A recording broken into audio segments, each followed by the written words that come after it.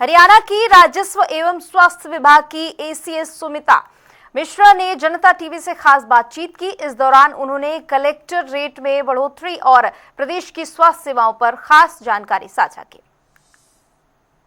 कि राजस्व और स्वास्थ्य विभाग की अतिरिक्त मुख्य सचिव सुमिता मिश्रा इस वक्त मेरे साथ है। तमाम मुद्दों पर बातचीत करेंगे। मैम, हाल ही में कलेक्टर रेट बढ़ाए जाने को लेकर आप तैयारी कर रहे थे। कलेक्टर रेट बढ़े हुए कब से लागू हो रहे हैं और किस तरीके से ये बढ़ोतरी की गई है? कलेक्टर रेट हम 1 अप्रैल से बढ़ा रहे हैं और हमने सभी उपायुक्तों को निर्देश दे दिए हैं कि जो भी उनके डिस्ट्रिक्ट में अलग अलग सेगमेंट में अलग अलग इंक्रीज़ है, कईयों में तो नहीं भी है बढ़ोतरी, वो उन्होंने अपने वेबसाइट पे डाल दिया है पब्लिक की जानकारी के लिए। किसी को कोई आपत्ति है तो वो आपत्ति भी उपायुक्त उसका फैसला समय रहते करेंगे और 1 अप्रैल से ये नए रेट लागू होंगे। मैम, किस तरीके की कितनी प्रतिशत की बढ़ोतरी है? चूंकि कलेक्टर रेट जब बढ़ने की बात आती है तो लोगों में बहुत सारी चर्चाएं शुरू हो जाती है कि गुरुग्राम का या सोनीपत, पंचकुला जैसे शहर हैं, वहाँ पर बहुत ज़्यादा बढ़ोतरी हो जाएगी एकदम से। जो लोगों में पैनिक रहता है, तो कलेक्टर रेट को लेकर बढ़ोतरी किस तरह से और कितने प्रतिशत के लगभग की गई और बड़े जो शहर हैं उनमें कितनी बढ़ोतरी में? देखिए, ऐसा है, पहली चीज़ तो कलेक्टर रेट मैं ये बताना चाहूँगी कि ये एक तरह से न्यूनतम दर है। इससे नीचे आप रजिस्ट्री नहीं कर सकते हैं। असलियत ये है कि आज के दिन भी असल का जो रेट है, जो मार्केट का रेट है, वो ऊपर है। कलेक्टर रेट कम ही होता है और बाकी का लेन देन वो फिर अलग माध्यम से होता है। तो किसी भी जेन्युइन बायर या सेलर को कलेक्टर रेट बढ़ने से तकलीफ़ नहीं हो सकती है, क्योंकि उतने का तो वो ट्रांजैक्शन आज के दिन हो ही रहा है। अगर कोई मान लीजिए सैलरी लेता है, उसकी तो सारी सैलरी ही बैंक में आती है। वो अगर कुछ संपत्ति खरीदेगा तो या तो लोन लेगा, कुछ अपनी सेविंग्स लेगा, कुछ घर बार से पैसे मांग बोरो करेगा। तो उसके लिए कलेक्टर रेट तो एक तरह से बेहतर है कि ज़्यादा हो, वो सारा उतना उतना उसको लोन मिल पाएगा जो आज के दिन वो लोन नहीं ले पा रहा है टू द फुल वैल्यू। तो ये एक न्यूनतम दर है और सब जगह बढ़ा भी नहीं है। जहाँ कहीं भी असली रेट और कलेक्टर रेट में फ़र्क ज़्यादा नहीं था, वहाँ तो 0% इंक्रीज़ है।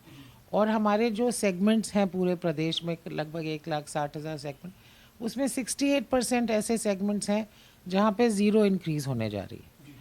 उसके बाद हमने जो हमारा फॉर्मूला है कि फिर 20 से 35% पे 10% इंक्रीज़ है, फिर 15% है, फिर 30 है, 50 है और एक बहुत छोटा सा सेगमेंट है जो केवल 7% है हमारे जो कुल एरिया का, जहाँ पे 75% इंक्रीज़ होएगी। और वो 75% इंक्रीज़ भी इसलिए है क्योंकि वहाँ पे जो मार्केट रेट था और कलेक्टर रेट था उसमें इतना ज़्यादा अंतर था। और ये कौन से इलाके हैं, ये सब भली भांति परिचित हैं। तो उन जगहों पे, और वो भी देखिए, कोई भी ज़िला एक रेट पे नहीं बढ़ रहा है। गुड़गांव है अगर आप कह रहे हो, तो वहाँ पे भी कुछ ही ऐसी कॉलोनीज़ हैं, कुछ ही ऐसी लोकेलिटीज़ हैं जहाँ पे ये मैक्सिमम इंक्रीज़ होगा। तो ये बेस्ड है ऑन जो मार्केट असेसमेंट है और जो एक्चुअल रेट है उस मार्केट का। मैं ये भी बताना चाहूँगी कि जहाँ पहले तो मैंने कहा कि जो जेन्युइन बायर और सेलर है वो नहीं हल्ला मचाता है इसको लेके।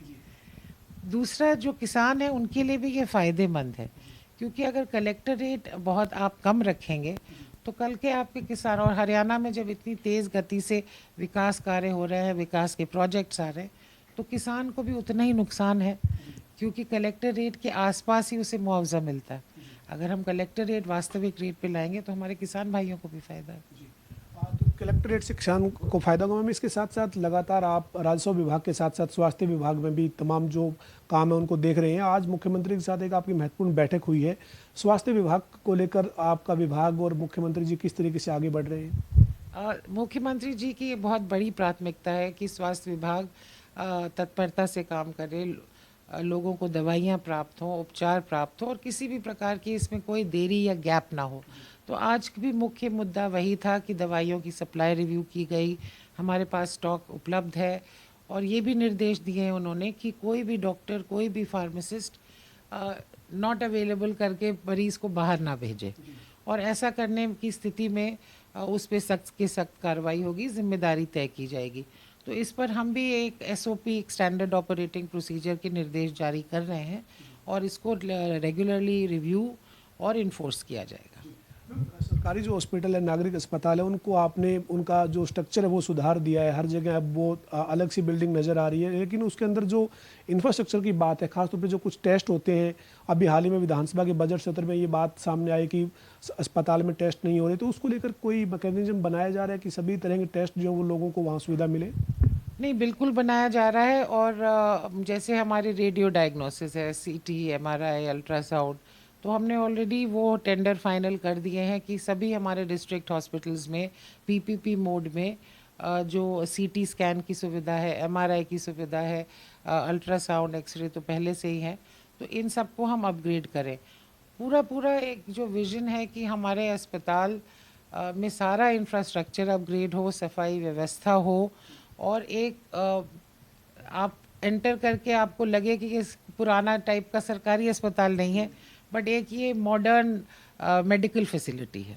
तो ये विजन है और इसी को कोशिश कर रहे हैं इम्प्लीमेंट करने की। अंतिम सवाल है मैम, डॉक्टर्स की भर्ती को लेकर क्या स्टेटस है? चूंकि डॉक्टर्स की भर्ती या डॉक्टर्स की कम संख्या को लेकर लगातार बात होती है, हालांकि पिछले 10 साल में काफ़ी भर्ती हुई भी है डॉक्टर्स की, लेकिन स्थिति क्या है और भर्ती करने जा रहे हैं क्या? हाँ, बिल्कुल। देखिए, डॉक्टर्स की जो हमारी स्थिति है वो एक बड़ी डायनामिक है। हमने अभी पीछे पीजीआई रोहतक से रिटन एग्ज़ाम करवाया था, उसके भी परिणाम आ गए हैं, उनको अब हम प्रोसेस कर रहे हैं। तो 400 साढ़े 400 नए डॉक्टर हम उस एग्ज़ाम के चलते भर्ती करेंगे। 750 डॉक्टर्स की वैकेंसी जो हमारे मेडिकल कॉलेजेस में है वो हमने ऑलरेडी एडवर्टाइज़ कर दी है कॉन्ट्रैक्चुअल बेसिस पे। और उसके लिए तो हमने ये व्यवस्था बनाई है कि ये लगातार मेडिकल कॉलेज स्तर पे इंटरव्यूज़ चलते रहेंगे। तीसरा, हमारे पास एक जो है नेशनल हेल्थ मिशन है, उसमें हमने स्पेशलिस्ट की वैकेंसीज़ भी हम एडवर्टाइज़ करने जा रहे हैं। और वो ख़ास तौर से उन स्पेशलाइजेशंस के हम ले रहे हैं जिनकी हमें लगता है कि स्टेट की प्राथमिकता है, जैसे कि पीडियाट्रिशियन है, यानी कि बाल रोग विशेषज्ञ, गायनोकोलॉजिस्ट हैं जो महिलाओं को सेफ डिलीवरी इंश्योर करेंगे, और एनेस्थेटिस्ट हैं, क्योंकि कोई भी ऑपरेशन बिना एनेस्थेटिस्ट के नहीं हो सकता है। तो लगभग इसकी भी हम लगभग 190 और वैकेंसी बहुत जल्दी निकालने जा रहे हैं। हमारे साथ हरियाणा की जो अतिरिक्त मुख्य सचिव हैं राजस्व विभाग की और स्वास्थ्य विभाग की सुमिता मिश्रा जी, वो मौजूद थी, तमाम मुद्दों पर बातचीत की है। वीडियो जर्नलिस्ट विजेंद्र सिंह के साथ पवन सिंह, जनता टीवी, चंडीगढ़।